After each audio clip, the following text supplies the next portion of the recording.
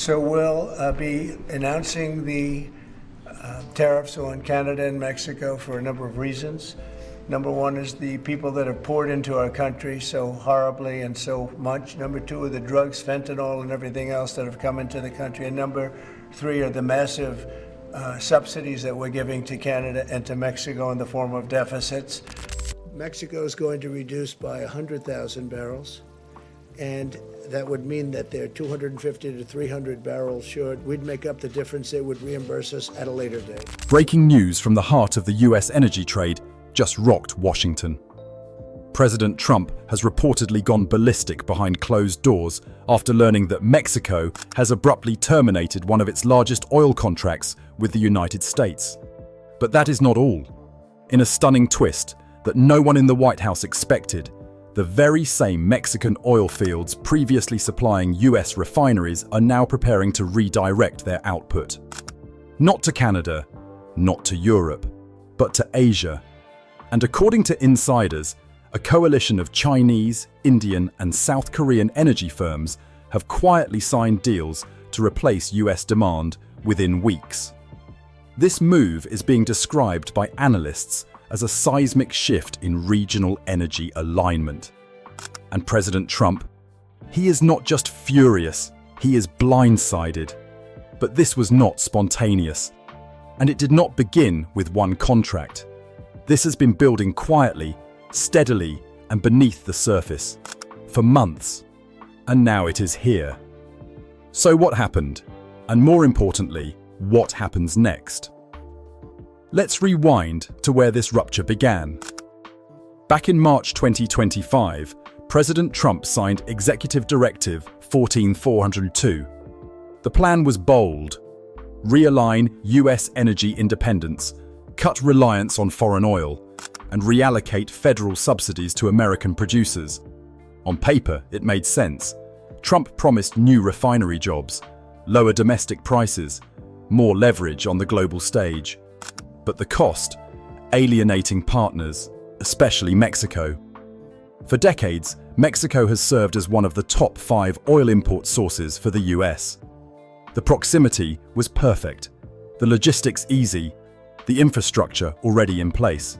But when Trump's directive redirected strategic stockpiling away from foreign sources, Mexico took the hint. And then came the tipping point. On July the 10th, during a high-profile rally in Houston, Trump referred to foreign oil as unreliable, unstable, and unnecessary. Those words hit hard in Mexico City. Within 72 hours, Mexico's Secretary of Energy began internal briefings on realigning its export priorities. The meetings were discreet, but fast, and by July 18th, Mexican officials had already begun drafting exit terms for their U.S. oil export contracts. At first, the White House brushed it off. They believed it was just posturing, a negotiation tactic. But what they failed to see was that Mexico was not bluffing. It was building.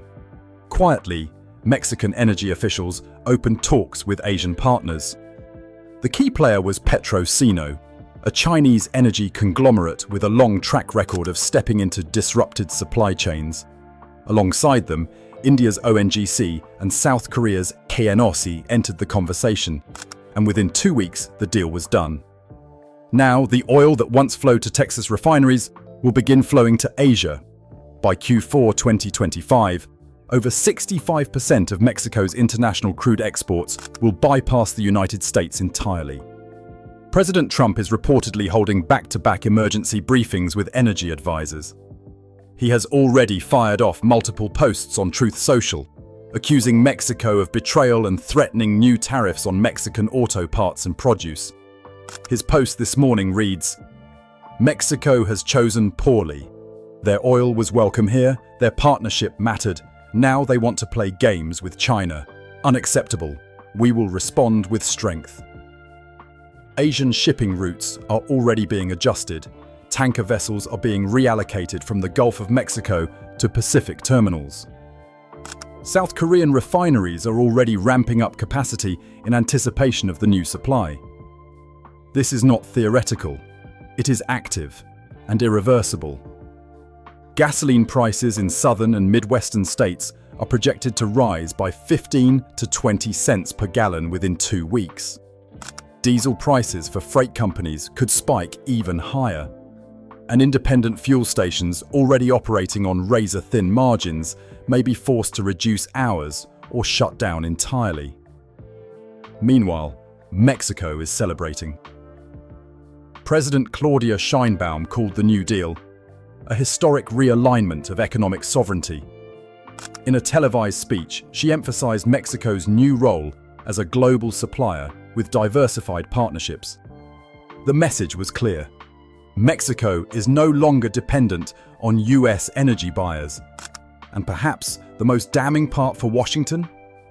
These talks began months ago, and U.S. officials either missed them or chose not to believe they were real.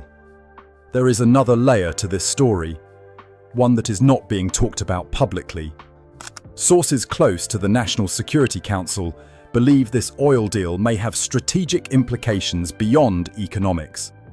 By allowing China and its allies to control a new share of North American crude, the US risks losing leverage in multiple conflict zones where energy dependency shapes alliances.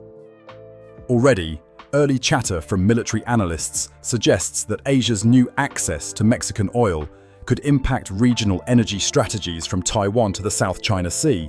There is growing concern that this rupture may trigger a domino effect across other trade sectors.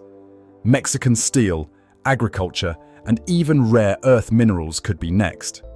If those also shift east, the US could face compounding trade deficits within months.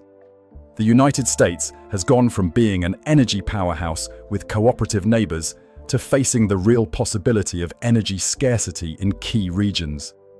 And it is not just oil. Shipping logistics are already buckling. Port authorities in Corpus Christi and Houston report that oil deliveries from Mexico have already begun declining.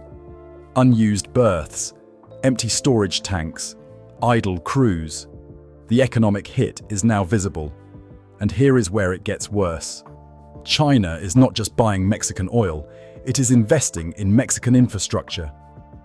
As part of the deal, Petrosino has committed $1.8 billion toward expanding deep-water port capacity on Mexico's Pacific coast. That means faster exports, lower costs, and longer-term dominance. And guess who is helping build that port expansion? Chinese state-backed construction firms with direct ties to the Belt and Road Initiative. The geopolitics just got hotter. In response, US defense officials are reviewing satellite imagery for potential dual-use capabilities at the upgraded ports. Translation: they want to know if China is just building for oil or for something else. As the world watches, energy investors are reacting fast. Crude volatility indexes are climbing. Hedge funds are moving out of US oil stocks and into Asian refiners. And oil analysts warn that more realignments may follow. Brazil, Nigeria. Even parts of the Middle East are reportedly reconsidering their export routes. So what does all of this mean for the average American? First, expect fuel prices to rise. That is not speculation, that is the math. Second, expect supply chain delays. Everything from farm equipment to heating oil depends on refined fuel. Third, expect political chaos. Already, President Trump's team is being pressured to issue new executive orders to stabilize the situation. One option being considered is unlocking the Strategic Petroleum Reserve. Another is fast-tracking domestic drilling permits. But both face resistance from environmental groups and opposition governors.